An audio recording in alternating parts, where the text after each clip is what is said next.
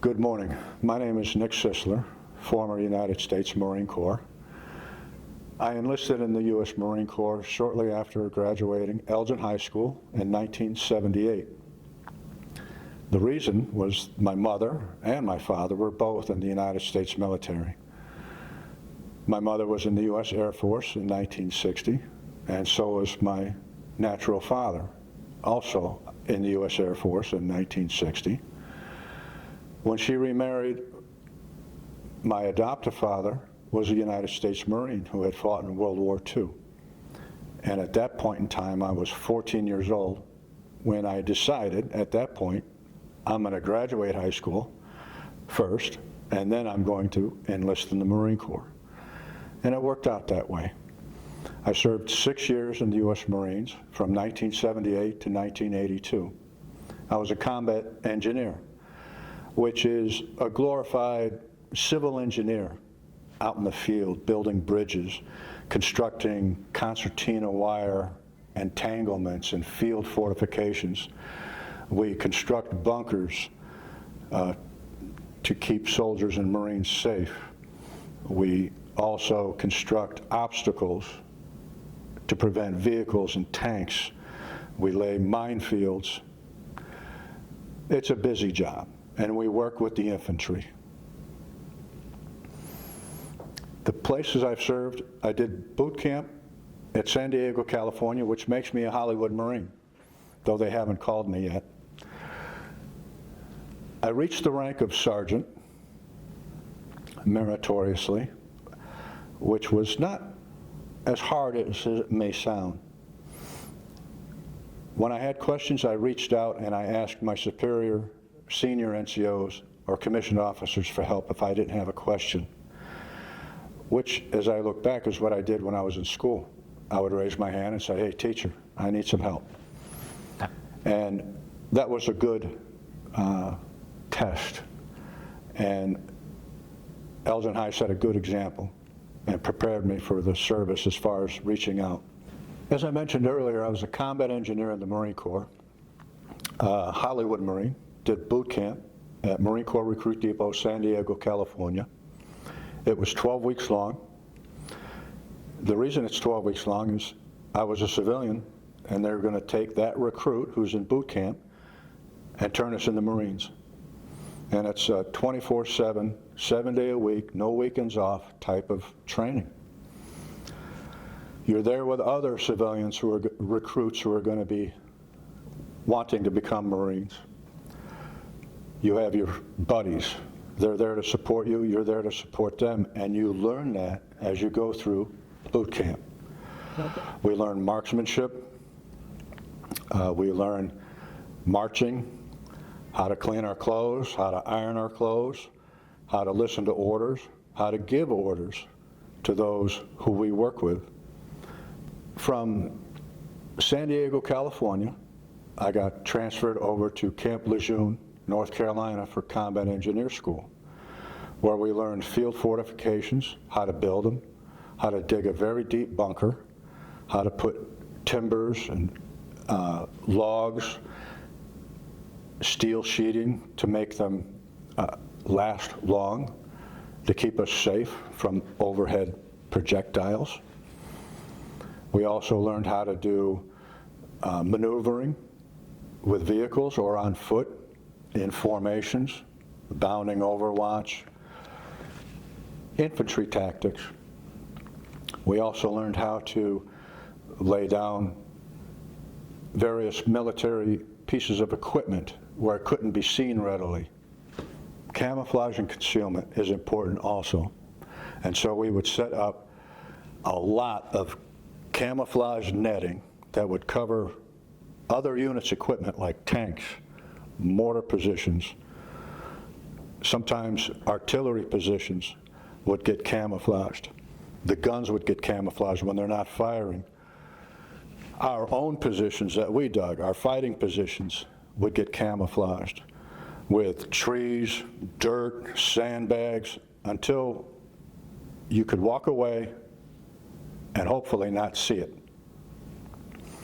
The hardest job that I did in the Marine Corps was being a non-commissioned officer When I picked up sergeant, I had no more friends, except those who were also non-commissioned officers. We're under martial law, so though we're not in war, we still follow orders and we give orders. And it was surprising to see those reactions who would say to me, "I thought you were my friend." Well, the military is not all about friendship because we have a job to do, and it's not always pleasant. But they're there to support me, and I'm there to support them. And we listen to the orders of our commissioned officer, who's the boss. And his rule is the order of the day. When the job was done, we came back from war games, training. We're on our own time. Rest and relaxation, sometimes called R&R. Basically, it's called your off duty. And the first thing that's on my mind was, let's write her a letter home. It would have been great when I was on active duty to have a smartphone. You could just reach out and touch someone. But we didn't have that. It was first-class mail to and from, if mail came at all, or the telephone. And I called home once, a 3-minute phone call on a real telephone cost $10 from Japan. 3 minutes. That wasn't cheap in 1982.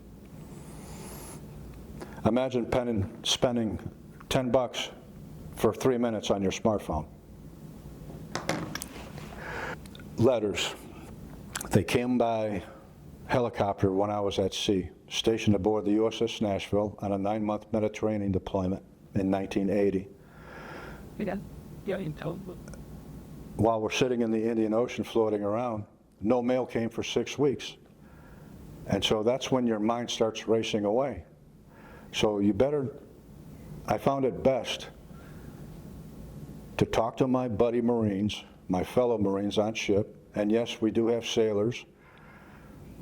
You have to reach out and talk to people and support one another because there are going to be challenging times.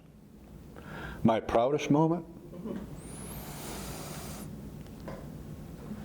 I was stationed in Okinawa, Japan for 2 years, and that's where my stepfather fought during World War II. And there were times when I was off duty, I would go to the various battlefields on Okinawa, such as Sugarloaf Hill and other aspects of the operation that the Marines underwent, taking the island from the Imperial Japanese Army and Navy. It reminded me of a bond that he and I couldn't speak of because he had passed away several years earlier. And I had told myself when I was 14 that I was going to go into the Marine Corps and I was going to go find out where he had fought. And I had done it. And that private moment with him here was a very special time. January 4th, 1984 was my final day at with the Marines.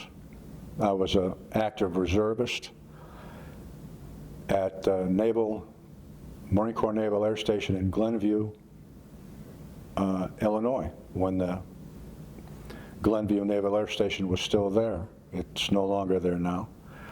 C-130s, sometimes F-4 Phantoms, a typical reserve Marine Corps Air Station. And the commanding officer shook my hand, presented me with my discharge certificate, and I was a civilian.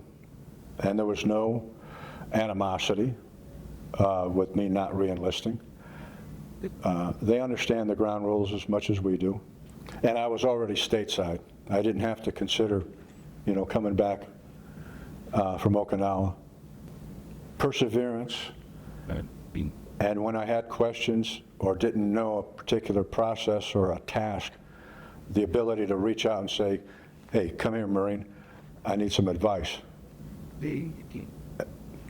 That ability to communicate when it needs to be said out loud, regardless of personal emotions, or there's no level of embarrassment involved. It's just we got to get the job done. Had I